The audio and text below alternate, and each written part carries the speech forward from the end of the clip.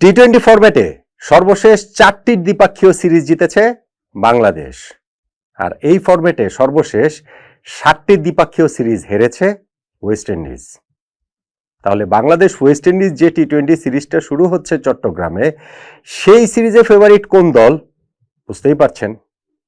বাংলাদেশ যে 4টি সিরিজ টানা জিতেছে তার মধ্যে আমরা শ্রীলঙ্কাকে হারিয়েছি, আমরা পাকিস্তানকে হারিয়েছি, আমরা নেদারল্যান্ডসটা ব্র্যাকেটবন্দি করে রাখলেও সর্বশেষ আফগানিস্তানকে হারিয়েছি। আর ওয়েস্ট ইন্ডিজ যে 7টা সিরিজ হেরেছে তার মধ্যে বাংলাদেশের কাছে তারা হেরেছে, তাদের দেশে তারা হেরেছে, 3-0 ব্যবধানে তারা হেরেছে, এবং সর্বশেষ কিছুদিন আগে নেপালের কাছে সিরিজ হেরেছে। বাংলাদেশ ওয়েস্ট ইন্ডিজ যেই সিরিজটা শুরু হচ্ছে টি-20 ফরম্যাটে, সেই সিরিজে বাংলাদেশ তাই ওভারওয়েলমিং ফেভারিট।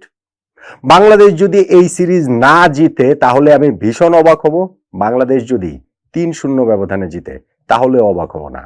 আইসিসি টি-20 র্যাঙ্কিংটার দিকে আমাদের খুব একটা নজর নেই, কেননা ওয়ানডে র্যাঙ্কিংটা যেমন খুব গুরুত্বপূর্ণ 2027 বিশ্বকাপে কোয়ালিফাই করার ক্ষেত্রে, টি-20 হিসাবটা সেটা নয়। টি-20 ওয়ার্ল্ড কাপে বাংলাদেশ অলরেডি কোয়ালিফাই করে ফেলেছে, সো সেই কারণে ওই দিকটা অত নজর রাখছি না। কিন্তু এই যে টানা আমরা 4টা সিরিজ জয় সত্ত্বেও র্যাঙ্কিংয়ের 9 নম্বরে আছি, টানা 7টা সিরিজ হারা সত্ত্বেও ওয়েস্ট ইন্ডিজ র্যাঙ্কিংয়ের 6 নম্বরে আছে, এইটা আসলে কোনো কিছুই ম্যাটার করে না। আমার মনে হয় যে এই টি-20 সিরিজ বাংলাদেশ অবশ্যই জেতার মতো দল, বাংলাদেশের সিরিজ অবশ্যই জেতা উচিত, এমনকি সেটা 3-0 ব্যবধানে হলেও খুব একটা অবাক হওয়ার কিছু থাকবে। কিন্তু প্রথম ম্যাচটা যখন আমরা খেলতে নামছি তখন আমাদের 11টা কি হবে সেইটা নিয়ে কোচ, ক্যাপ্টেন, টিম ম্যানেজমেন্ট তাদের একটা সমস্যা রয়েছে। সমস্যাটা এক অর্থে মধুর সমস্যা, সমস্যাটা এক অর্থে একটু জটিল সমস্যা। কোন জায়গাটাতে এবং এই প্রবলেমটা আসলে কি, ফাইনালে গিয়ে কিরকম একাদশ আমরা খেলতে পারি তা নিয়ে আলোচনাটা করছি। দেখুন, আমরা আফগানিস্তানের বিপক্ষে লাস্ট যে সিরিজটা জিতেছি, আমার কাছে মনে হয় যে বাংলাদেশের টি-20 ফরম্যাটে দ্বিপাক্ষীয় সিরিজ হিসাব করলে এই জয়টা আমাদের ক্রিকেট ইতিহাসে টি-20 ফরম্যাটে সবচেয়ে বড় জয়গুলোর একটা। আমি পুরো সিরিজ ধরে আসলে বলছি, আফগানিস্তান টি-20তে ভাই ডেঞ্জারাস দল, সেই দলের বিপক্ষে আমরা সিরিজ জিতেছি, শারজাতে গিয়ে জিতেছি, 3-0 ব্যবধানে জিতেছি, আমাদের নিয়মিত অধিনায়ক লিটন দাস ছাড়া জিতেছি, আমাদের মিডল অর্ডারে তাওহিদ হৃদয়ের আনএভেলেবেল থাকা সত্ত্বেও আমরা জিতেছি, আমাদের আরেকজন যে ছিলেন সৌম্য সরকার, তিনি দলের সঙ্গে স্কোয়াডে থেকেও ভিসা জটিলতার দলের সঙ্গে যোগ দিতে পারেননি, তাকে ছাড়াও আমরা আসলে জিতে গিয়েছি। সো এই এতগুলো ফ্যাক্টর যখন আপনি মাথায় রাখবেন, স্পেশালি আফগানিস্তান টি-20 যেরকম ফোর্স এবং বাংলাদেশ টি-20তে বাংলাদেশকে যেরকম আসলে খুব একটা রেকগনাইজ করা হয় না, এই সবকিছু বিবেচনায় নিলে লাস্ট সিরিজটা বাংলাদেশের, আমি বললাম, আমাদের টি-20 হিস্ট্রিতেই দ্বিপাক্ষিক সিরিজ হিসাবে সবচেয়ে গ্রেটেস্ট এভার অ্যাচিভমেন্টগুলোর মধ্যে থাকবে, এটা আমার আন্ডারস্ট্যান্ডিং। ঠিক তেমনি ভাবে ওয়েস্ট ইন্ডিজ যে নেপালের কাছে যে টি-20 সিরিজটা হেরে গেল, সেটা ওয়েস্ট ইন্ডিজের আবার ক্রিকেট হিস্ট্রিতে সবচেয়ে লোয়েস্ট পয়েন্টগুলোর একটা হয়ে থাকবে নিঃসন্দেহে। ফলে বাংলাদেশ অনেকগুলো জায়গা থেকে এই রাইট নোটেই এই সিরিজটা শুরু করছে, কিন্তু একাদশ নিয়ে আমি যেটা বলছিলাম যে মধুর সমস্যা, জটিল সমস্যা, সেই জায়গাগুলো তৈরি হতে পারে কোন কোন জায়গায়। ধরেন আমাদের ক্যাপ্টেন লিটন দাস, তিনি এই সিরিজে ইনজুরি কাটিয়ে ফিরেছেন, একাদশে তো তিনি খেলবেনই, লিটনকে একাদশে কোন জায়গাটা খেলানোটা সুইটেবল হবে।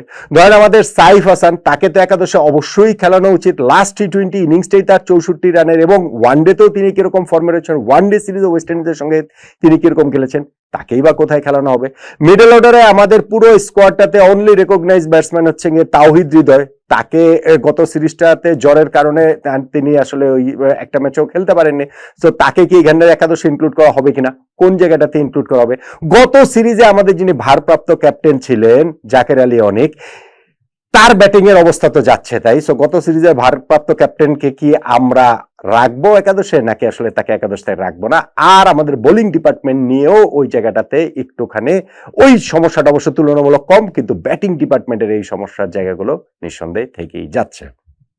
ধরেন আমি শুরু থেকে শুরু করি, আমাদের ওপেনিং পেয়ার তানজিদ হাসান তামিম এবং পারভেজ হোসেন ইমন, আফগানিস্তানের বিপক্ষে সিরিজের প্রথম ম্যাচটাতে এই দুজনই 50 করেছেন, এবং ওই যে আমরা 152 রান চেস করতে নেমে এই দুইজনেরই তো 109 রানের জুটিতে আমরা জয়ের একটা ভিত পেয়ে যায়। হ্যাঁ, তারপরে আমাদের ওই যে 9 রানে 6-7 উইকেট হারিয়ে, আমরা 6 উইকেট হারিয়ে আমাদের একটা খুবই একটা এলোমেলো অবস্থা তৈরি হয়েছিল, কিন্তু তারপরে তো আমরা ম্যাচটা জিতে গেছি এবং এই দুইজনই 50 করেছিলেন। সেকেন্ড ম্যাচটাতে দুইজনই ব্যর্থ হয়েছেন, থার্ড ম্যাচে গিয়ে আবার দুইজন অল্প অল্প সফল হয়েছেন, 18 রান এবং 33 রান করেছেন। এখন টি-20 ফরম্যাটে আমরা যেই ক্রিকেটটা খেলতে চাই, যেই ব্র্যান্ডের ক্রিকেট খেলতে চাই, সেই পারভেজ ইমন ও তানজিদ তামিমের ব্যাটিংয়ে সেরকম প্রতিশ্রুতি অন এন্ড অফ আমরা আসলে দেখেছি। সো লাস্ট সিরিজেও তাদের ওরকম প্রথম ম্যাচটাতে ওই রকম দুইজনেরই 50 আছে, দুইজনের 100 পার্টনারশিপ আছে। এই পার্টনারশিপটা কি আমরা আসলে ব্রেক করব? লিটন দাস ফিরছেন, সো একাদশে তিনি থাকবেন এবং তিনি আসলে 3 নম্বরেই খেলবেন। সেই 3 নম্বর জায়গাটা তার জন্য ফিক্স, সেটা আমরা আসলে বলতে পারি। তাহলে সাইফ হাসানের জায়গাটা কোথায়?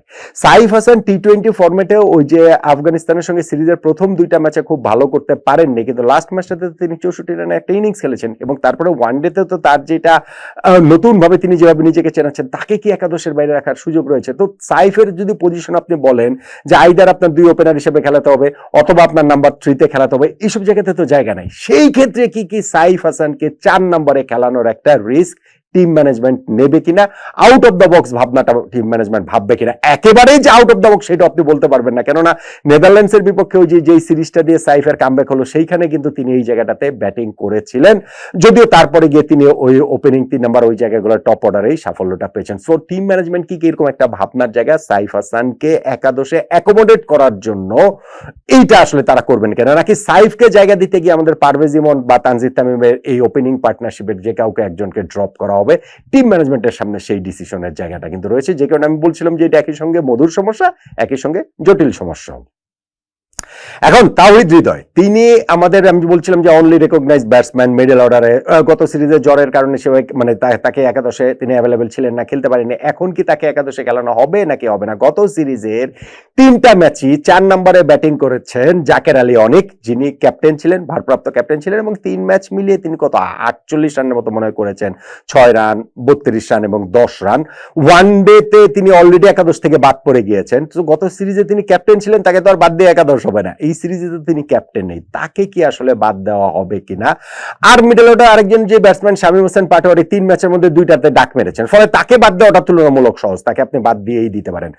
নুরুল হাসান সোহানকে বাদ দেওয়ার কোনো সুযোগ নাই। যারাই মানে এই কথাবার্তাগুলোও বলবেন যে না সোহান টিমে থাকছেন কি থাকছেন না অনিশ্চয়তার জায়গায়, এটা হচ্ছে কি একটা মানে সেফ বলার জন্যই বলা, এটা আসলে কোনো যুক্তি নেই। কেননা গত সিরিজে যে 3টা ম্যাচ আমরা আফগানিস্তানের বিপক্ষে জিতেছি, ফিনিশার রোলটা ঠিক এক্স্যাক্টলি যে রোলটা প্লে করা উচিত সেইটাই নুরুল হাসান সোহান রোল প্লে করেছেন। যেটা বলছিলাম ফার্স্ট ম্যাচটাতে আমাদের বিনা উইকেটে 109 থেকে আমরা 118তে যে 6 উইকেট হয়ে গেল, সেই তারপরে যে দলকে যে ম্যাচটা জিতিয়েছেন সেইখানটাতে সোহানের ওই ইনিংসটা ছিল গুরুত্বপূর্ণ।